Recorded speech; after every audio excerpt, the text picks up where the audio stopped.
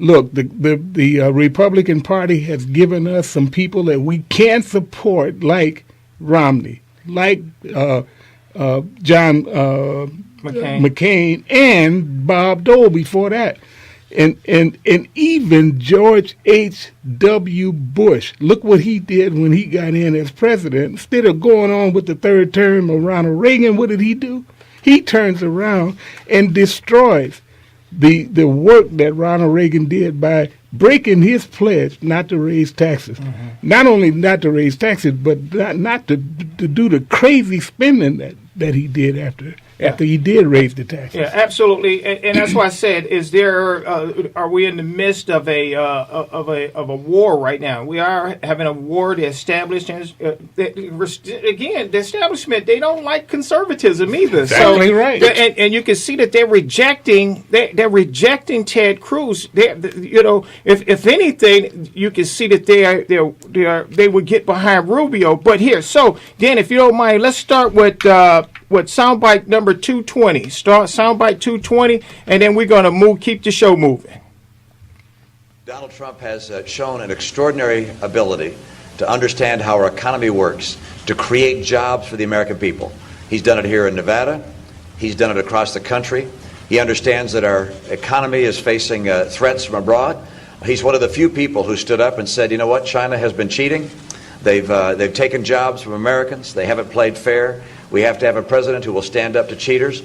We believe in free trade and free enterprise, but we don't believe in allowing people to cheat day in and day out. Yeah. See, okay, so he at that particular time, he believed that Mayor that Donald Trump, he understood the business. He was a great business person, and so on and so forth. Oh, I think he still believes it. No, I think he still believes it. It's just he's changed his tune, and he knows, as well as many people know, that the average person who doesn't live and eat and breathe politics will listen to his 2016 comments and never know about his 2012 comments. And so that's always the narrative. Let's isolate, distort, and destroy. And that's exactly what he's done. You know, I received a call last night from a friend of mine who's a Mormon, and he actually called me to apologize to me for Mitt Romney's behavior. Not what he said, but that he said it, that he had the audacity to come out when in 2012 he destroyed Newt Gingrich, he destroyed Rick Santorum, and he absolutely destroyed Obama in the first debate, and then he stopped. And everyone, if you look back at the candidacies of every one of our presidential nominees, they go in strong, and then in the last month, they disappear. They kind of back off. They disappear. They don't just back off. They disappear. And you know what? I noticed that he can say, well, he praised him, which is not a problem. I saw him. You know, he praised him. You know, he wanted his support. Beautiful hotel. He was in Las Vegas. He was a big, awesome businessman. But they would say, well, hold on. Before we get to that, all right. Now let's go to 220. 222. 222. Here's what I know. Donald Trump is a phony, a fraud. His promises are as worthless as a degree from Trump University. So sad.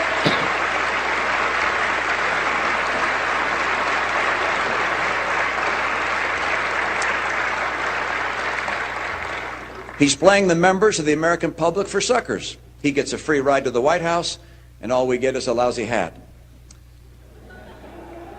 His domestic policies would lead to recession. His foreign policies would make America and the world less safe. He has neither the temperament nor the judgment to be president, and his personal qualities would mean that America would cease to be a shining city on a hill. I'm convinced America has greatness ahead. And this is a time for choosing. God bless us to choose a nominee who will make that vision a reality. Yeah. All right. Thank you very much. All right. Thank you. Now, a couple of things he said, Phil, it would be a disaster. Just foreign policy would be a disaster. Well, we've seen Trump flip-flop on a number of different issues, but we've seen Romney do the same thing, flip-flop on a number of issues. But look at the other side. Yeah. Look at Hillary. Look how much she has flip-flopped. Look how much she has failed.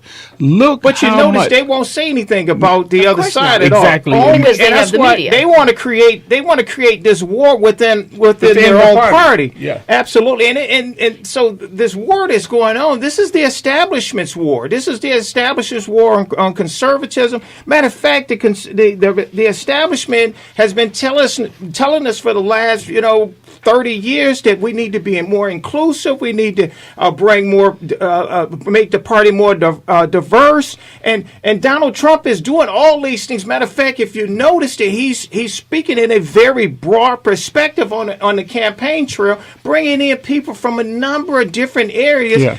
He's not really just speaking to the Republican Party. He's speaking to Democrats, Reagan Democrats, liberals. He's speaking to everybody he's the one that's creating this big tent today. That's right. You remember Michael Massey? Yes. Michael Massey has a radio show, not a radio show, but he does a daily rant, and he defines all of the demographics that Trump won in South Carolina and a couple other.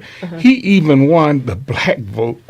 I'm not at all surprised. I'm not at all surprised because he has a way of appealing to the average man. Yeah. He's a visionary. To me, he's fascinating. Now, I would like to ask you, Phil, and you, Del, and I'd like to ask our audience, the men in our audience, what is talk like in a locker room? Bill Bennett brought this subject up the other day. Donald Trump is talking like men talk in locker rooms. Yeah. I raised a boy. He brought his friends over. They sat around the kitchen table, and I was shocked as a woman at the way they talk to each other, the language they use, but that's the language of the people. Yeah. In fact, Mark Levin uses the language of the people, and that's one of the things that's so appealing about him is the way he can call an idiot when he sees it, when he hears it, and he knows it. Yeah. And I like that about Mark Levin. So I'm really disappointed that Mark Levin is trashing Donald Trump because I think Donald Trump needs someone like Mark Levin, just like he needs someone like Ted Cruz. Well, here's the thing. All right, okay, hold that thought for a minute. Okay, we're going to get to the calls in just a few minutes. We're going to go to a break, and on the other side of the break, we're going to finish the conversation.